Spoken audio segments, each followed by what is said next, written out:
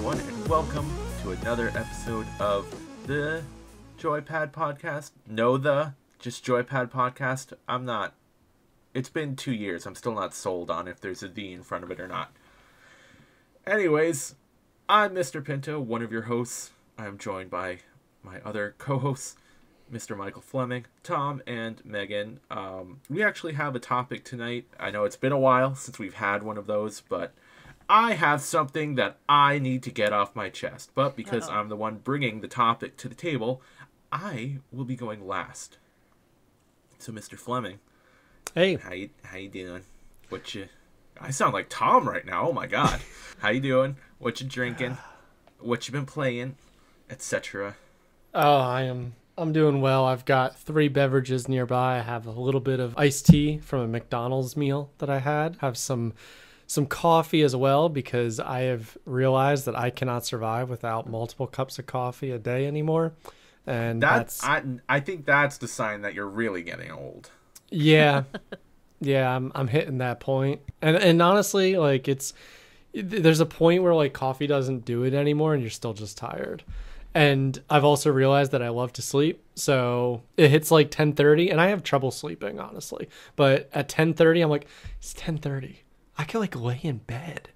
So like I lay and then like maybe I'll fall asleep. If I don't look at my phone, it definitely goes faster. But I might sit there laying and just resting for 2 hours, and it's some good times, man. I like sleep. I like rest. So I am getting old. That's what it's come down to. Hopefully this will change, but probably not. I also don't think that's how life works. It's all downhill. No. I'm gonna give you the view from a month and a half ahead of you, age-wise. Yes. It doesn't change. Yeah, no, I don't expect it to change. But I hope that, work will get a little bit easier. I hope that, some time off will make it a little bit better soon. So we'll see. There's not much else I can do. Hopefully, I can find ways to kind of build up extra energy through going for walks or something. I don't know. And I do have water here as well in case I become the thirsty boy. It's also incredibly hot out. At least in my room it is.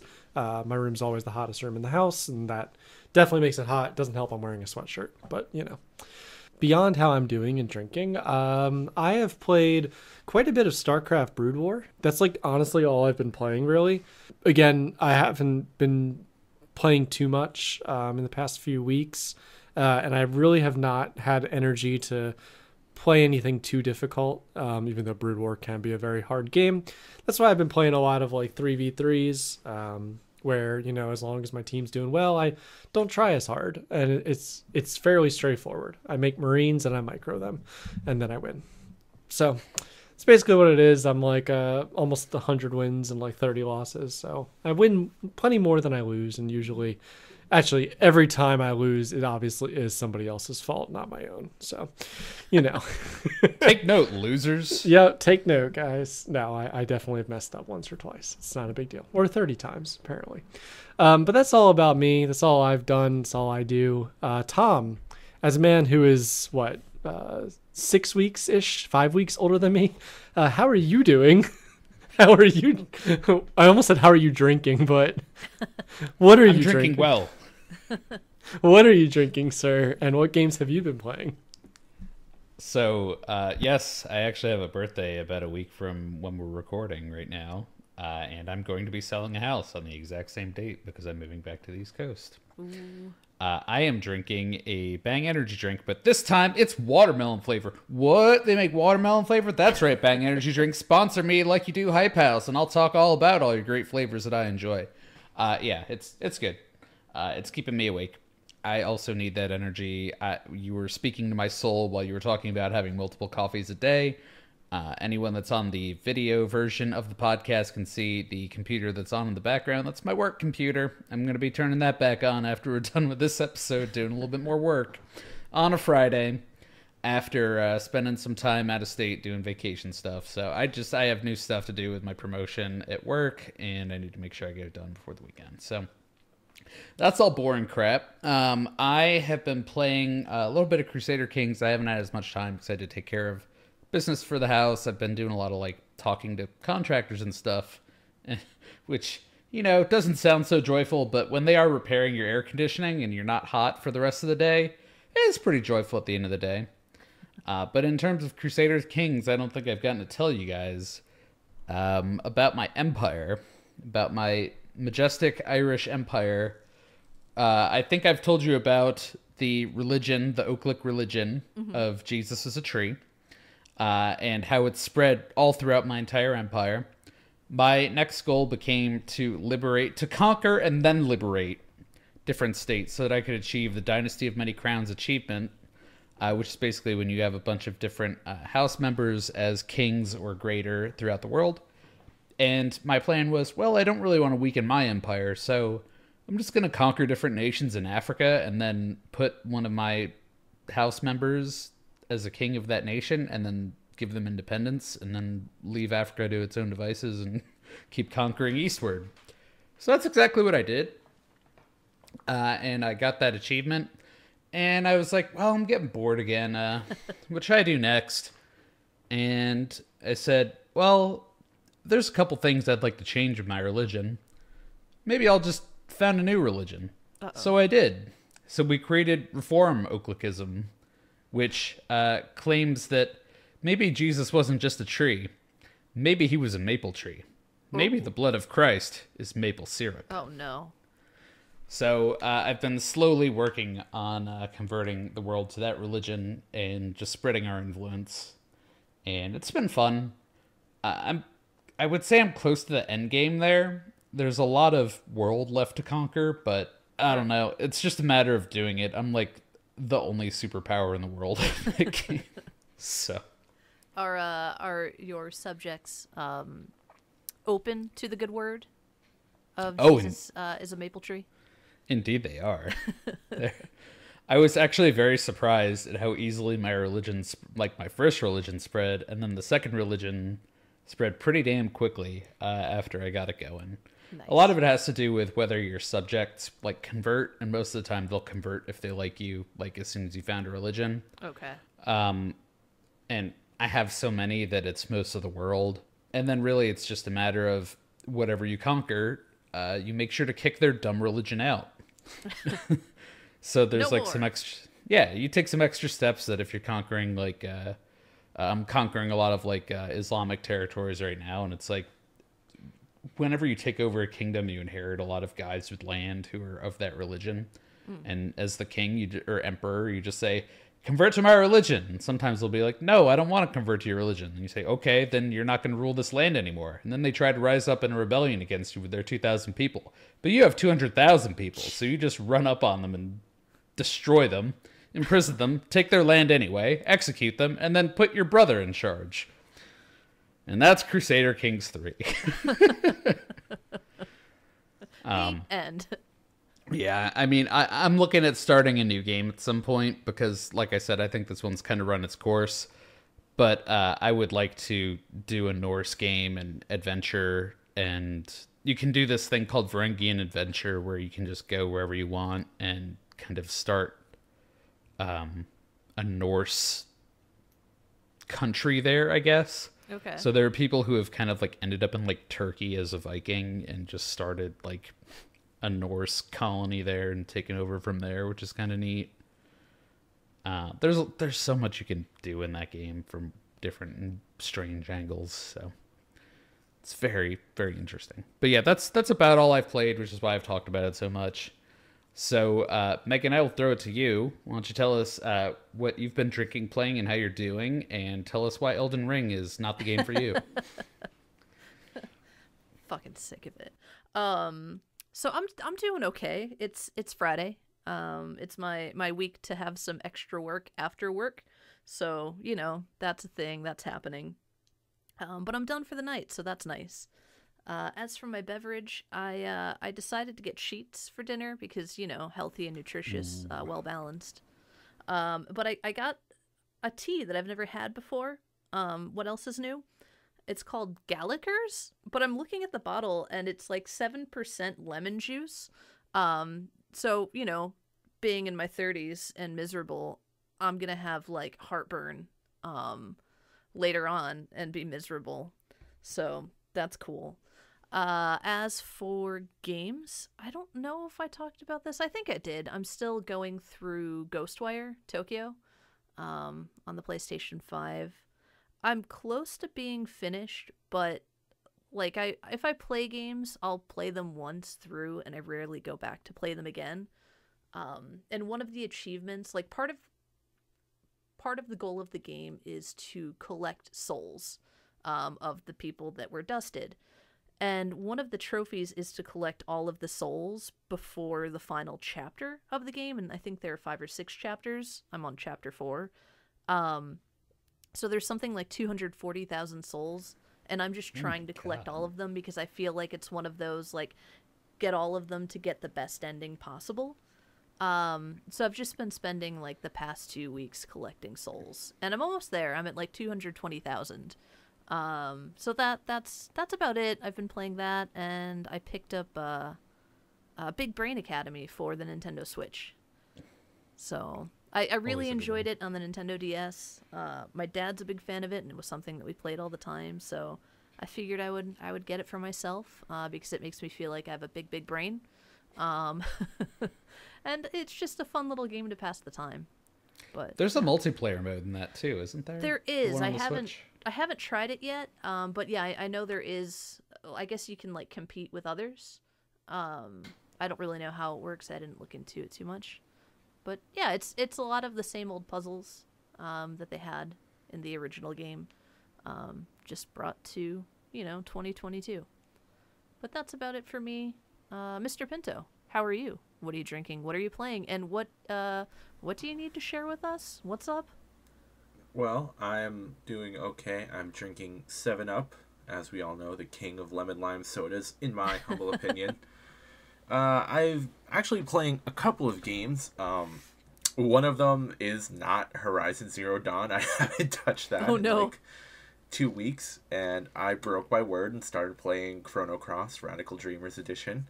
It happens. It's such a charming game. I love it so much. I am playing through it for the website, doing the screenshot Let's Play thing. It's going to be a while before you see it because I'm still posting Chrono Trigger right now. And then I'm posting Mario RPG after that's done. So, gonna be a little while, but that's okay. And I am also playing Undertale again. I am currently doing the genocide route and feeling terrible about myself. And I'm fighting Undyne right now, and my god, that fight is difficult. In interest of full disclosure, I tried it about 3 or 4 times while Tom was talking about Crusader Kings. Died every time. Very difficult fight. It's tough. I think I'm getting the hang of it, but from what I've read, a lot of people had a lot of difficulty with that fight, with some people saying it takes them upwards of like 50 tries to beat it. It's very hard, and I think I will beat it, but after I beat Undyne, the last fight of Undertale, if you haven't played it, it's a lot, and I don't know if I'm going to be able to beat it the way I'm going right now, but gosh darn it, I'm gonna try.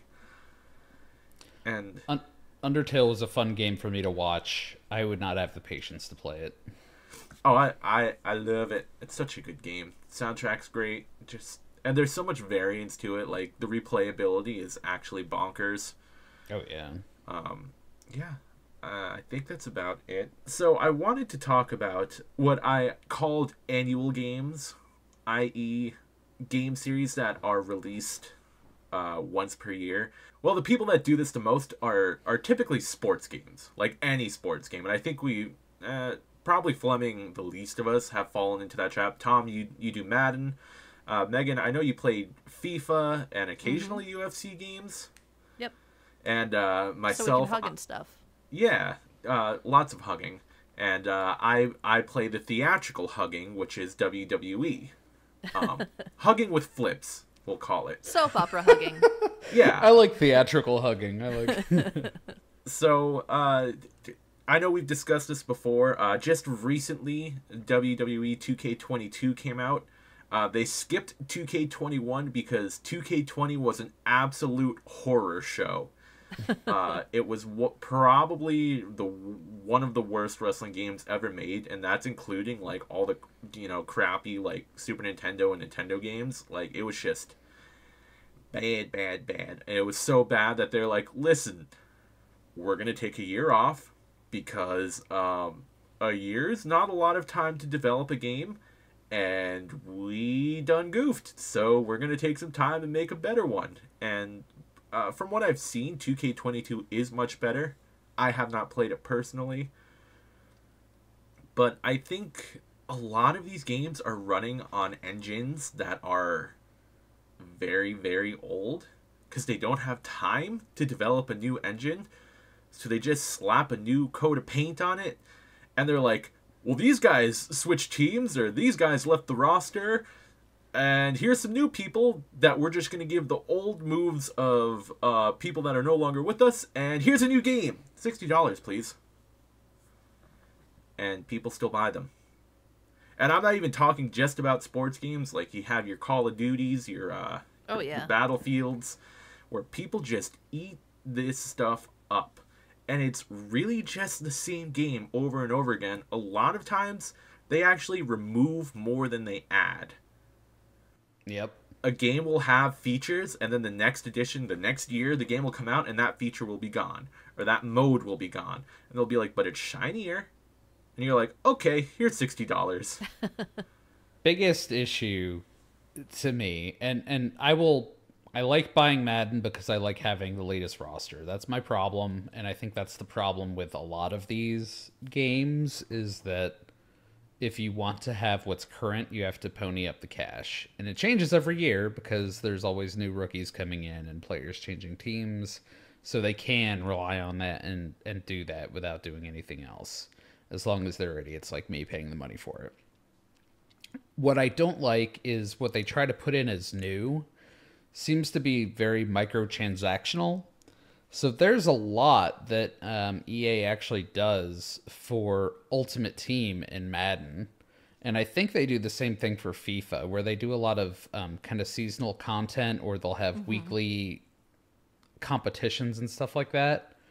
But you only get it if you play their online game, where you have to pay for packs of players to build rosters and stuff like that. And you don't have to pay, but you have to pay. It's that kind of deal. And once upon a time, I paid for a couple packs of players because I was interested in trying that mode.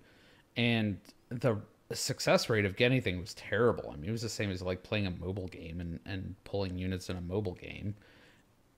And it was this, like, you're just playing the same football game that you would play in franchise mode, except you have a limited roster. And sure, sometimes they would be like, oh, you have to throw for 100 yards to beat this, or, oh, you have to get 3 sacks to beat this challenge. But at the end of it, you were really just sitting down and playing the same thing. And I don't know, it just frustrates me to have so much locked behind these different modes that they are changing every year, but the core gameplay that I enjoy isn't getting an update, isn't getting a refresh. And like you said, Pinto, they're taking things out that used to be there. They're just putting in coordinators again in Madden, and it looks the same as it did 4 years ago. They sang the praises of adding in music again when they had that like 8 years ago. And it's bad music. I don't even want it. Like, I turn it off as soon as I start the damn game. You know what these features are? They're the McRib of video games. It could be in there the entire time. You could have the McRib whenever you want, but they make it special by taking it away. And then they bring it back and they're like, oh, here's the McRib. And everyone's like, God, I gotta get the fucking McRib. Have you had a McRib? They're not great. But you miss it because it's limited time. It's like nacho fries. You remember it as being better than it actually is. Nacho fries were never good. I'm going to go on record and say that. From my perspective, when it comes to those games, like you said, Pinto, I'm probably the least to play them. You know, I have Madden 21, I guess it is. Not this season's, but the previous one's season. Can I ask what the Madden is that you had before that? Like, how long did you go before? Yeah, and that's That's a great point. I think the last one I had before that was probably like 2008. I honestly like it's Okay. the problem with Madden for me is that it is the same game every time, and I definitely like building a team that doesn't have any players. I actually find that really interesting.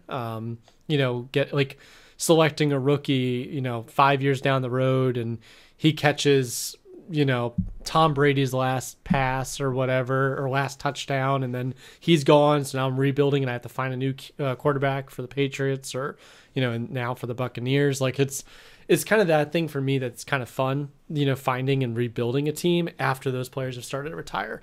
But Tom mentioned one interesting thing around coordinators, and that's something very frustrating for me when it comes to, Madden in particular. They've had a lot of these awesome features for years, and then they just kept taking them away, thinking that improved graphics are like what's going to draw people back. I remember like some of the players when they left would then come back and be able to be coaches, which was really cool. Like, I remember, like I said, 2005 Madden maybe had that ability, and like Peyton Manning would come back and he'd be a good offensive coordinator. It'd be really cool to like have Peyton Manning coaching the last couple of years in that one of Tom Brady or other, recent quarterbacks of the time or something. So it was kind of cool from that perspective. That I wish they kind of kept that around. But I agree with you. Most of the time they remove these features, then bring them back later as like something new. But they've had, they used to bring in really popular songs. I think it was like Madden 2004 maybe, that they had Blink-182's Anthem as like the main song when you opened it up. And I think that's honestly the last Madden that I played beforehand. So it's just, I don't know. It's really frustrating seeing how they do that, how they kind of operate these games. But if people want to spend the money, I don't necessarily judge them. The nice thing for me is that of the games that I've bought where they do rebuilds of them, if you will, a year later or so, the previous year gets very cheap, very, very cheap, very quickly. Whereas if I want to buy, Cyberpunk's not a great example. The Last of Us, let's say. If I want to buy The Last of Us, right now, I would expect if I buy a current, like brand new copy, it'd be like $40. But if I buy Madden 21 or Madden 22 now, it's probably gonna be like $5, which is really nice. Battlefield 1 that I bought, they've come out with 2042 and whatever the new one is now too. Battlefield I got for like $3, and I've played like 200-300 hours, and people still play it. It's perfectly fine. There's some problems, especially with cheaters in the game, but every Battlefield has that, so it's just something to deal with. It's personally my favorite time period that they're playing, even if it's not very historical. Everybody's running around with machine guns and everything, but it's fun from that perspective. And I like that those games kind of, if you're not looking for the latest and greatest, the newest roster, you're going to get the same exact game experience, if you play Madden 18, 19, 20, as you got if you get 22, 23. So that's just my opinion on them. I don't begrudge anyone who wants the latest and greatest. If you can pay for it, go ahead. But for those that can't, that want to play the games, get like a year or two back and you'll be perfectly happy, typically. And I feel like before I was a bigger sports fan, I used to do that. I mean, Pinto, you'll recall my exploits of buying. I was going to bring that up. Games. Well, go on then. I've spoken quite a bit. Why don't you tell me I believe it was sophomore year, perhaps freshman or sophomore year. Tom and I took a trip to GameStop and dug through the 99-cent game bin, which I doubt they even have anymore. 99 cents. I don't think so. I can't tell you the last time I walked into a GameStop. Yeah, $1.99 game. Yeah. What did we get? We bought like NBA like 2002 and like Madden 2003. It might have been 2K5 or something. I don't know. Because at the time it was probably like 2009. It was 2008. Or 2008, yeah, like, so, $1, and then we would spend like maybe 2 hours playing them, turning off all the rules and making full court shots from behind the other opponent's hoop. Is this running the out of time, bounds. Pinto, that you said the thing to Tom about coming back in the game? You know what I'm talking about? I don't want to say it out loud because it's a little bit inappropriate even for, I don't know what you're talking about. Have I blocked this from my memory? the time that you were down like 60 points and you said to Tom that if you came back in the game, he'd have to do something to you. Oh yeah, no. Okay, I do remember that. You know, in our defense, It was a different time. It was impossible, so it wasn't something that was going to happen, and I had zero worries. And you were going to be on the receiving end, so it's perfectly fine. Win, no matter what. Win. Wins all around for Pinto. Everything's coming up Millhouse. That's right. I'm just gonna say nothing and let it sit there. Yeah. Just let that marinate. That's my move. Pepperidge Farm remembers, though. Sorry, I Megan. derailed your point. Megan, what was your experience with hugging? Did you get to beat everyone up with Brock Lesnar or Conor McGregor? I don't know how far back you went. I always do a custom character. If I'm playing something like UFC, I'll go through the Monster Factory route.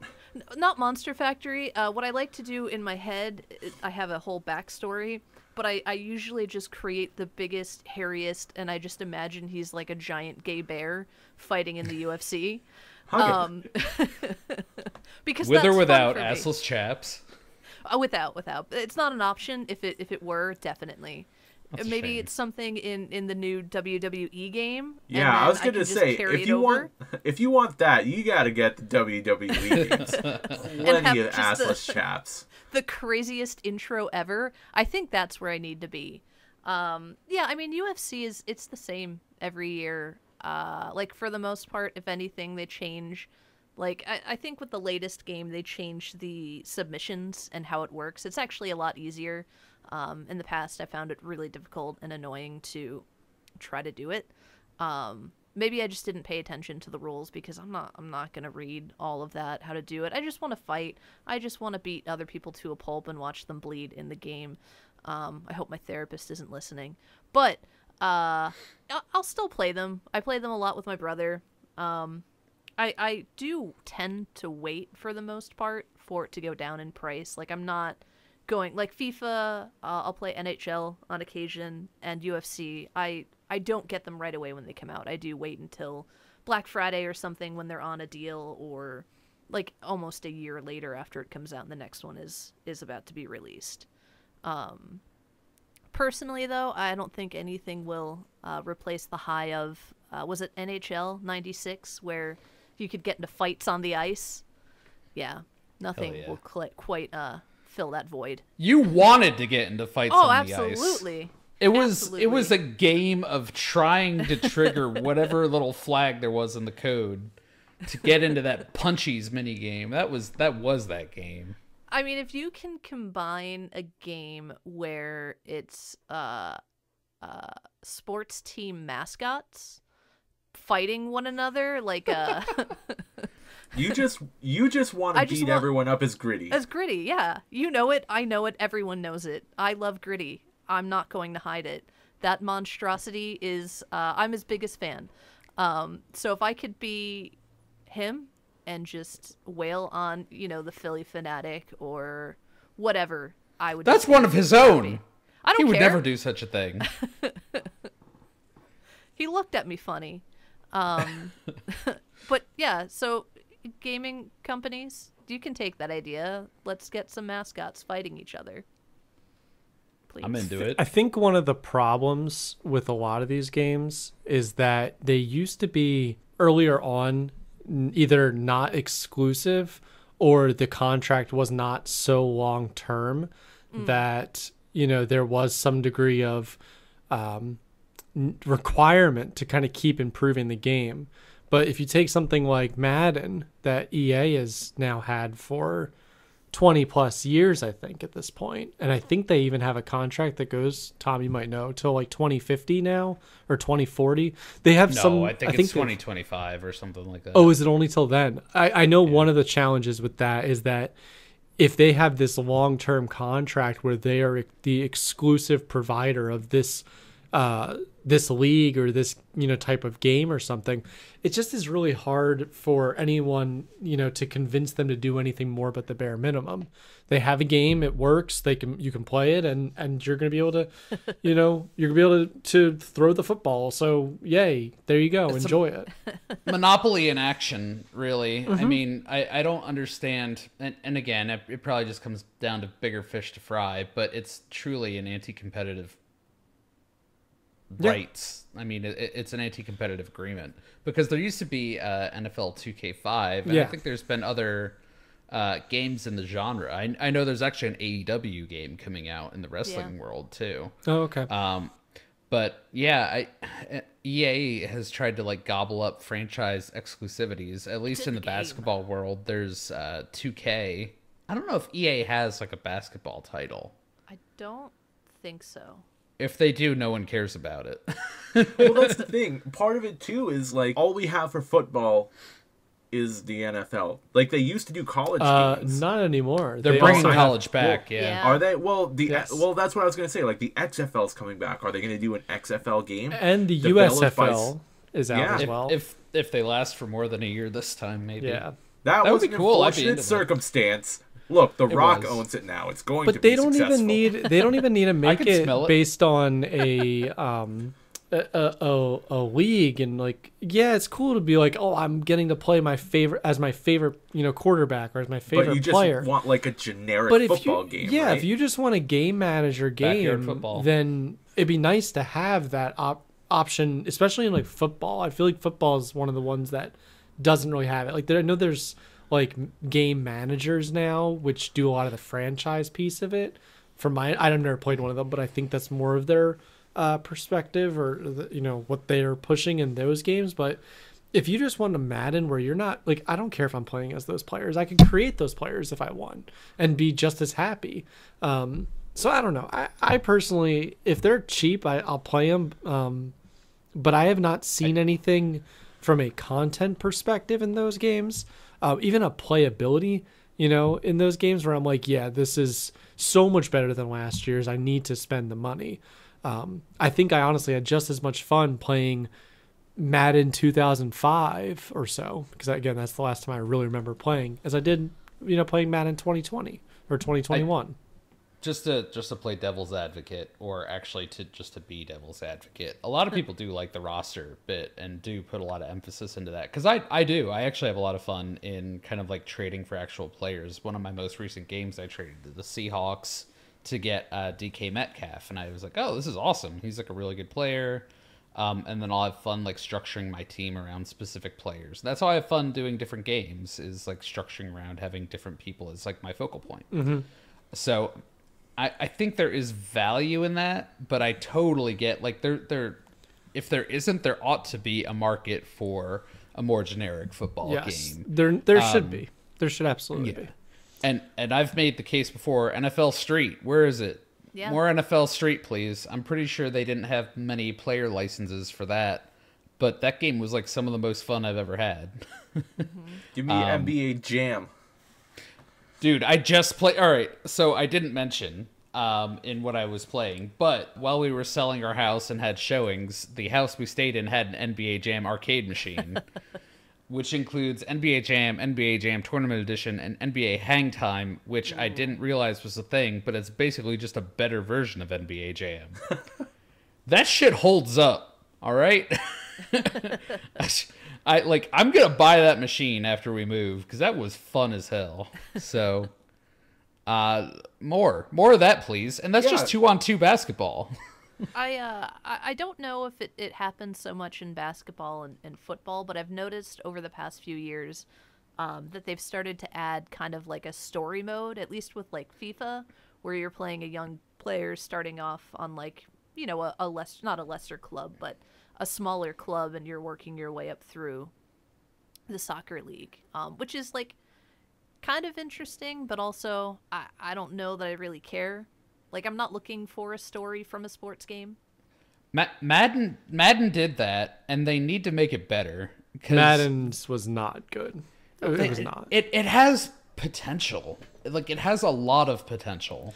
I but agree. they just like it's maybe a like 5 or 6 hour mode kind of thing, and then at the end of it just dumps you out into franchise with a created player on a team. But it's Gotcha. like but that's that, the thing that sucks.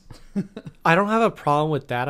I do have a problem with this, some of the stuff they decided to do in the game. So the way the Superstar mode, I think it's called Superstar, whatever it is, Face of the Franchise. Face of the franchise, Yeah, the way it works, just to give people that did not play it any some awareness to it, is that you play as a beginning player, and you take over for a different quarterback, and then they decide you go to college after that, and then you're put in a position where, oh, you're not going to play as the quarterback anymore. You can play as the halfback if you want. And it's like, okay, cool. And then the way it's set up in Face of the Franchise and the games that you then play is like your senior year as the halfback. If you decide to stay for the year, you don't even go on the field. They use a different halfback. For some weird reason, the game like has some depth chart problems or something. So you don't even play as yourself. It doesn't make any difference in terms of really how you're drafted. It doesn't make a major difference at all. Then you get a couple options as like, what team would you want to be selected to? And they give you 3. And if you select one, you might get, chosen by that team. And, you do the combine, which honestly is not even the biggest thing that NFL teams look at, really. yeah, it's a big thing. It's important, but it's why they did it. It's not to the. It's you need metrics for video games, so I understand why the combine is really important. But then you have the combine, and like the better you do, you might get drafted closer to the first round. If you win the whatever tournament you play in college, you move up in the rounds. So like you can end up being one of the top picks of the draft. But it's like Tom said, you just then get dumped over to a team, and then. I decided to try something because I was just curious, and I said I wanted to trade from that team. I tried to pull the Eli Manning, if you will, and say I didn't want to play for a team. And what happened to me was it was like, okay, we'll boot you from the team. Good luck finding a new team. And then no one took me, and and the Face of the Franchise just ends if you don't play on a team. Yep. It's just like, yep, you didn't get chosen by a team. Game over. I'm like. Wow. Lions, give me a call. But no one took me. It has some weird quirks even in the story where like if you're a quarterback and you like win the championship, like the next year they're like, well, the guy that we were going to start before got healthy, so we're going to start him again. Like, that's not how football works. I scored like 8 touchdowns. I scored 8 touchdowns in the game, and they're like, yeah, we're going to go with the other guys. Like, okay, 8 touchdowns, 700 something yards, and everything else. But okay, no, that's not how football works. And yeah, there are some things that they've added to like make it better. I would say like they've added like some goals throughout the season after you're kind of like dumped into franchise mode, but they also have like some linear points where I think it's like your 3rd season is like, oh, you get injured and you don't make it to the Super Bowl, and it's like don't dictate to me what's gonna happen. Make some cool stuff that's gonna actually go around things that could happen and have that pop up. Like, that's what I want. Correct me if I'm wrong, Tom, and maybe you don't remember, but I feel like back in the 2005s, they had a superstar mode, and like there were certain things that occurred in that superstar mode that were very different than what the Face of the Franchise turned into, where you just have a custom created player. Like you could, demand trades and you would actually get traded. You could demand contract renewals and you could like get into not necessarily contract negotiations, but like you had some of that kind of flexibility. You had like an actual agent that helped you do certain things. And it's very frustrating that, EA has no incentive to put in a game mode where like you actually begin as like a college player, then you go through your NFL career, and the better you do, the more likely you are to go to the Hall of Fame, the more salary you'll make, and so on. It'd be cool to show like you upgrading your home or doing other things, breaking records. Those kind of things would be really interesting. And then they could even move into like more of a coach's mode where you still have that player, but now you're into a coach, and you could play 30 more years as a coach, where you move from the direct game play mode to then be, just the coach mode where you're just selecting plays and letting your players play. I think it'd be really cool to have that where like you get to experience a 50-year career for a player if you want to go that far. Yeah, it's frustrating to me that there's a lot of potential for stuff like that. And even other, they could work in NFL Street into a Madden game. You could have that just be a mode in your Madden game.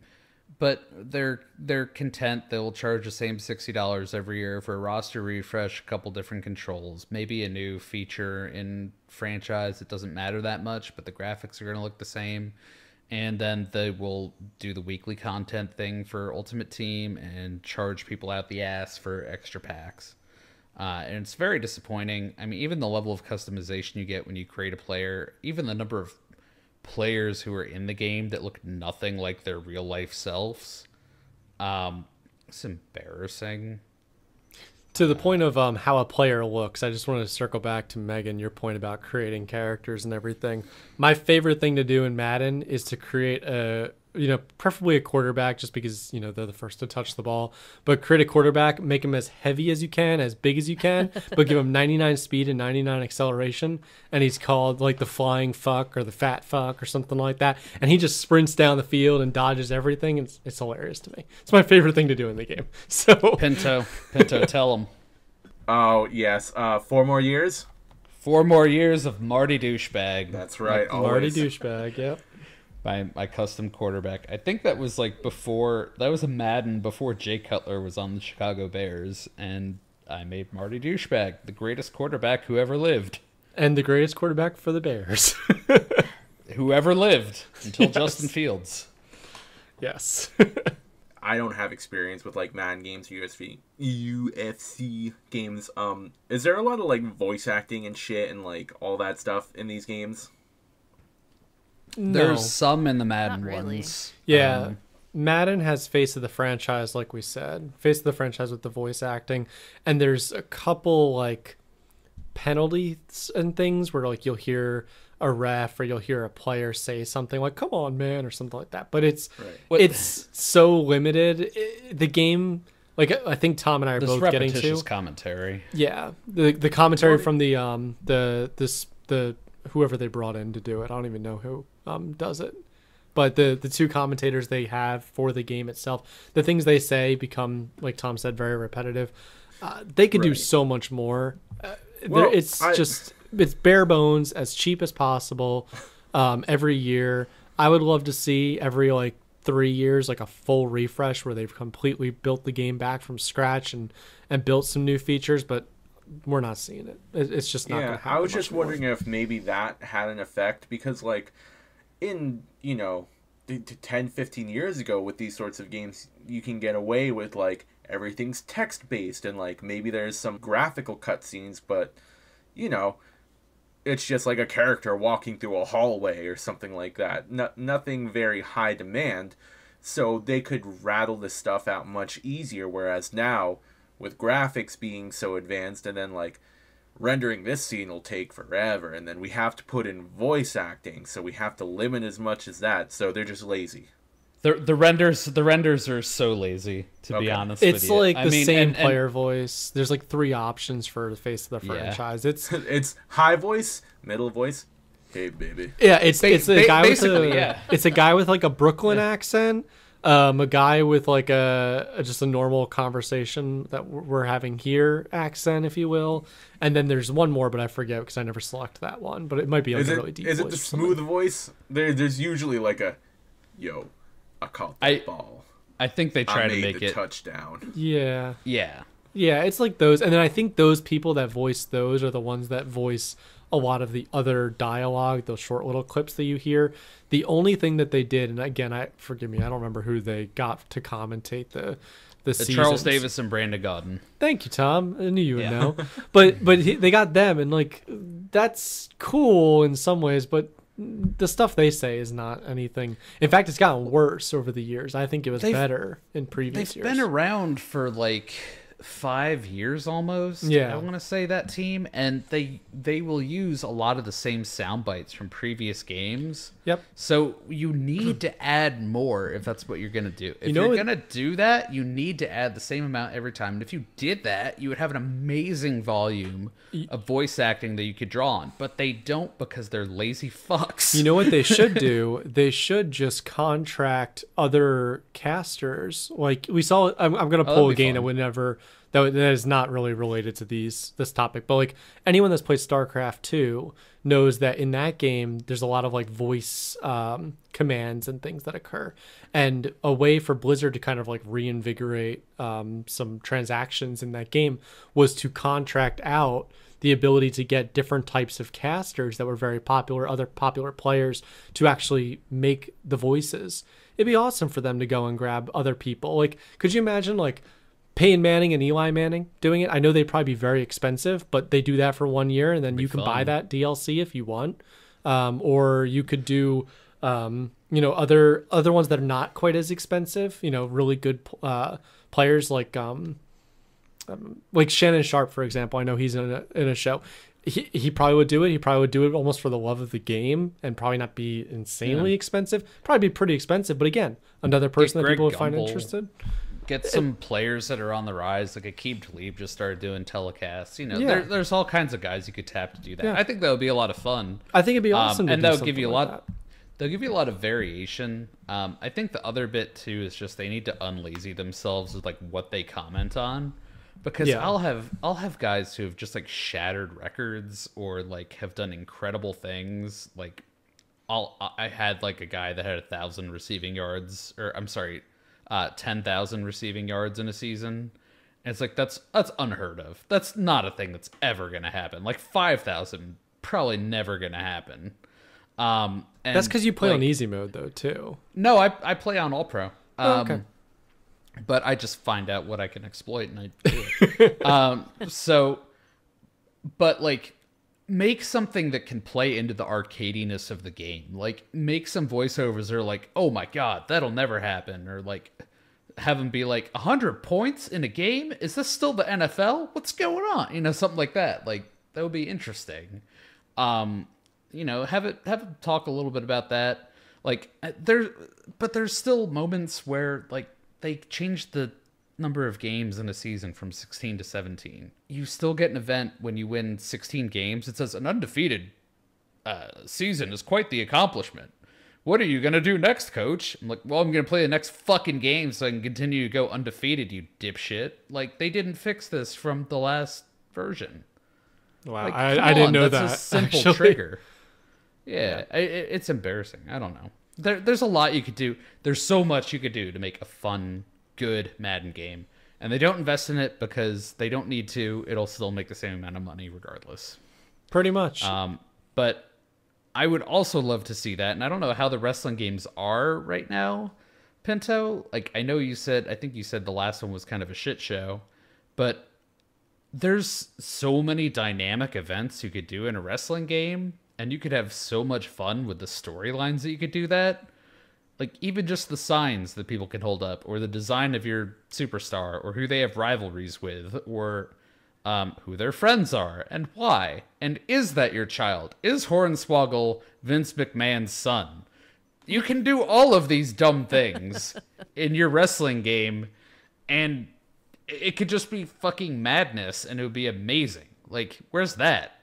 Yeah, actually, so 2K19 was actually very, very good, and it's the last one I bought. I really enjoyed it. As I said, 2K20 was terrible. When you ask people about wrestling games, like if they've been alive for a long time, like we have, they'll talk about how, like, No Mercy for the N64, one of the greatest wrestling games ever. Here Comes the Pain on the PlayStation 2, one of the greatest games ever. And then, like, I think SmackDown vs. Raw 2006 was really good. And they always take these weird steps backwards, which, is kind of the whole point of this thing, where, like, I think it was SmackDown vs. Raw 2007, they added, like, weight detection, because they're like, no, we'd like to make the game more realistic. So it's like, when you have Rey Mysterio trying to like kick the Great Khali, he just like bounces off. And it's like, okay, yeah, realistic, but like, fuck that. I want my like 7'4" Indian giant doing front flips off the top rope. I want like, embrace the ridiculous. It's a video game, but have it so you can do both too. Like if you want that realism, that's cool, but don't force it upon your players. Oh yeah. Part of that I think too is like rules. Like set some of that up for like realistic versus arcade mechanics, and then also set it up for realistic versus arcade like rules in a match. Like I know there's rules like to like a ladder match or a cage match or like a Money in the Bank match, stuff like that. And it's the same in like a football game. Like why not give players the ability to change how many points like a certain like a touchdown or a field goal is worth, or how far they have to be attempted from. I mean, it's the kind of stuff that you see in leagues like the USFL and XFL, where there's like, you can have a 3-point after touchdown play in the USFL right now. I don't think anyone's doing it, but it's an option. So like, there's all these different things that you could add as a possibility for a user to choose to have more fun with the game. That's, you know, okay, it's not what happens on Sunday. Great. Let's make it more fun instead of just putzing around and doing exactly what is happening every Sunday. Yeah. I'm just saying.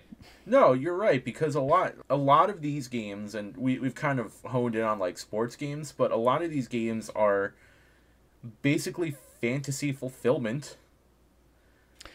You know what? I'll go out there on the Battlefield Call of Duty bit. They even recycle like the side games in those, like zombies is basically the same thing everyone every loves time. Zombies, so that I guess that's if it ain't broke, don't fix it kind of thing. But you can play like a different version, or you should be able to add different mechanics and do cool stuff. Like I think about the old James Bond games, because GoldenEye is a classic, right? Like everyone remembers and loves GoldenEye. Yeah. Maybe sick. Oh, sorry. But there's different like rule sets you could do with that. You could have golden like guns only, golden guns, proximity slappers, mines. Oh yeah. And not a lot of people played some of the follow-up 007 games, but one of my favorites was Agent Under Fire for the PS2. And you could change gravity settings, you could add jetpacks, and if you added jetpacks and lower gravity settings, you could bounce all over the damn map onto roofs and do whatever the hell you wanted, and you could change all the different weapon sets at the same time. Or you could also put on grappling hooks, and you could go into Spider-Man mode and start shooting all over the place. It was freaking awesome. Like, you don't need... And I'm sure there are modes for, like, Battlefield and Call of Duty that do some of that, but open up the playing field. Like, let people have more fun. Counter-Strike was the same way. There were certain servers you could go on to, and I used to play on these because I suck at Counter-Strike, and you could fly around, bounce around, get power-ups. They would give you like no-clip mode where you could pass through walls and stuff. If that's the experience that you want, you should be able to have it, is what I'm saying. Yeah. And guess what? I didn't have to buy Counter-Strike every year. Counter-Strike is a one-time purchase. True. The difference between Counter-Strike and some of the other games you mentioned is that it's a kind of a server. You're able to configure servers a little bit more easily. You're also able to kind of develop for the game a little bit more easily. So I think that's more open source. Yeah, it's a little more open source. So I think that's partially why. In regards to, something like Battlefield and those, I don't see, like, if you have one of those games and the game is still being played fairly heavily, I see personally no reason to buy the latest game, because they're the exact same game. They almost have the exact same modes every year. So, you're not, it's not like a Madden game where you're getting new characters, really. The campaign is incredibly short in those games. It's usually like, I'd say if you're a decent FPS player, maybe 5 hours, maybe. And honestly, it's like learning the game mechanics and then you're just done. The storylines are typically very short. So didn't they used to have longer story modes for those games? Like Call of Duty used to be like so, a single okay, player game with yes. a multiplayer mode. You're correct. So I was speaking, I guess, towards Battlefield. Call of Duty, I haven't played a Call of Duty game in a long time, but those, like you said, used to be more single player based with a multiplayer option. In fact, the last Call of Duty games I played were a long time ago. So I think that they were more focused. Ones, right? Yeah, probably World War II ones. And then like I played a lot of like Medal of Honors, but they were again even more focused on single player than multiplayer at the time. So, you know, I don't know. I just think that the crux of all this, I think, is that companies have been looking for a way to ensure revenue, because I think that especially as games get more advanced, and the development costs get heavier, it's getting to be very similar to like films, where, you know, a film is going to cost you $100 million for a top end AAA film, and if you flop and you don't have a good one and you only return 50 million, like you're out, you know, 50 million at that point too. So I think we're seeing something similar in the gaming world, where they want that kind of guaranteed return, even if it's going to be a lower return, that guaranteed return. So you're seeing them do things they know will work, and that cost very little in terms of development. You know, like if you talk about like NFL, Madden NFL, and EA games, and everything. So I think that that's kind of what we're seeing, because if you look at like a film world, you're seeing them bring in the actors that will just get people in just because of their name, or you'll see a storyline that's very safe, you know, or you'll see them do another rehash Star Wars or something, because that's going to guarantee that the Star Wars fans will go see it. Even if they hate it, they at least spent the money and then they've recouped the cost. So I think that's where we're at, unfortunately. Business. Yeah, it's all business, and unfortunately that's where we're at. And that's why I'm hoping, so back maybe 20 minutes ago during our discussion, we start to see someone who's like, okay, I can't call it the NFL. I can't bring in, you know, some of the players for the NFL because of the contracts associated there with the leagues. So I'm going to create my own set of players, or I'm going to, you know, go to something like the XFL and create a game, you know, and or another league, or I'm just going to, you know, create some kind of random, you know, thing. Or hopefully in 2025, there's been enough fan backlash that, you know, EA loses the exclusivity they have on the NFL, and another, you know, company can come in. I don't expect it, but hopefully. So that's something we're going to need to see, because until we see that, these games are just going to be, you know, consistent dumps of the same thing, and, you know, we're going to have to eat it if we want it. That's what it comes down to. I feel like I would love to see it happen more in like a wrestling game or something like that. Because sure, there are big personalities that you can draw from in the real world. But man, you can invent big personalities too. Like, I don't see why not. For a lot of these games, I almost don't see why not. You're more reliant on the brand for some of the more like mainstream sports games, I think, unfortunately. But even imagine, like, it's still out there. To just quickly circle back to the face of the franchise, your rival doesn't even go into the NFL. So you don't have someone that you've related to. He should. Even if he's another custom created character and he could do really well or do really poorly. Like, you can build something even if you don't have any players by building a good storyline associated to that. Sure. Totally agree. You know, like, it's the whole concept of like Gary Oak, right? You know, your rival's doing better than you. Are you going to be able to beat him in the Super Bowl because he's in the NFC and you're in the AFC? Or, you know, and obviously they'd have to make their own things, but there's no reason they couldn't do that. I don't know if we're ever going to see it, because I think same concept. No one wants to take the risk from a indie developer side to make something like that. They'll look for their own niche, but I don't know a solution to it for any of the sports games we've talked about in particular. For the other games, if you want the new historical mode or you want that new like fantasy mode, then go for it. But, you know, I don't want to spend that money. The biggest problem, I shouldn't say it's the names that is what the big problem is with the brand. With the sports, it's the franchises, because the franchises are included in the exclusivity. So the 32 NFL teams, you can't play as your favorite team if you're not playing Madden. It would have to be all new teams, the way that like the USFL and the XFL are set up. And that's complicated because a lot of people just won't go to it because they can't play as, the Cincinnati Jimble Joms, and they really want to be. So I don't know. I think that exclusivity needs to go bye-bye. But with the games that can play outside that sphere, I want to play the wrestling game that stars big old Jim Bob, the redneck house wrecker, that carries around a plumbing wrench and beats people upside the head. And that's my pitch. The end. Well, I think it's about that time.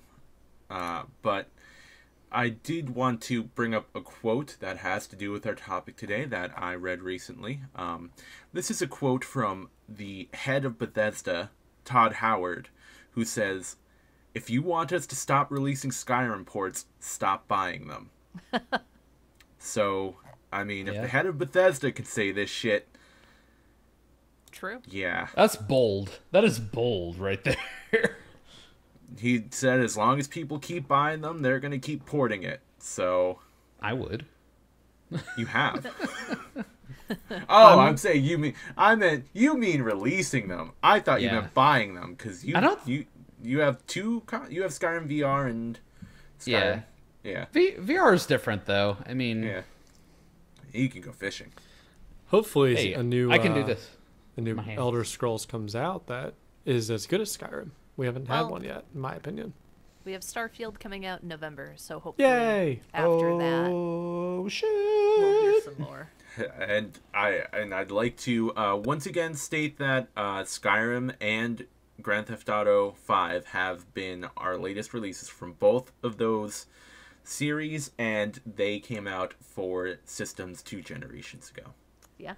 GTA 5's from like 2012, 2013? Yeah, that came out on the PS3, my dude. Yeah. Came out right after I started my real first adult job. Way to go, developers, and way to go, people that keep buying. I bought GTA 5. I have it on 3 systems. I can't. I'm throwing stones in glass houses. But... I got it for free for PC and have never played it. But I don't. Well, yeah, I did too. I just don't like. I don't get the GTA one in particular because they make great storylines. The games, they get better, but they're generally speaking the same. Generally, at least mechanically, they have similar concepts. And they've obviously proven that they can have 10 years of the game being successful and making money. So, like, why wouldn't they release a new game that is bound to make a similar amount of money, if not have a huge influx for the first couple years? It doesn't make any sense. Much money in microtransactions and online. Yeah, all their effort goes into building the online content that makes the money. I want a new GTA story. Way. I love GTA stories. Tom's right. People are buying the shit, so they're like, people are buying this. Why would we make a new game? Yeah. Why would we put in the effort when we can allow They're them making to new wear stuff. We can allow them to wear bunny ears online, and they pay $5 for it. So all right, whatever. that's oversimplifying it, because they do create fully fledged heists with new characters, and there's a lot in the online scope there, but you did get microtransaction for it as well. So. Yeah, that's true. I hate that. Red Dead Redemption 2 is what they've done actually since GTA 5, and that game is quite good. We're going down a new path, a new topic. Yeah, we got to end this podcast. It's getting long. Bye. Yeah, thanks. Thank you for listening, everyone.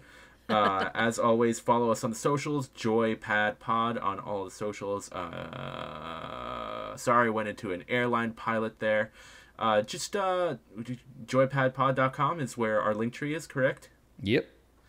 You can contact us at joypadpod@gmail.com if you want to sponsor us. Hey guys, let's start a Patreon. I don't know. Fuck. Woo. Why not? Give me money. Yeah, please. So every year. In terms of the website where I'm doing screenshot Let's Plays, I will be adding other content soon. Maybe outside the gaming scope a little bit. I don't know. Because generally I will just talk about anything that I enjoy. It will still be heavily gaming focused.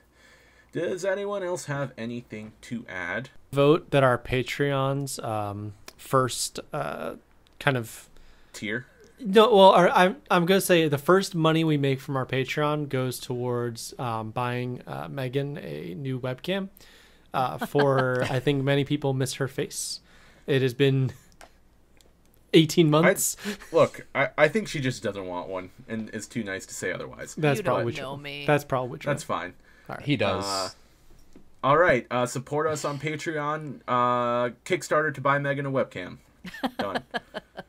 Indiegogo. Go on my GoFundMe to help me build my first nuclear missile.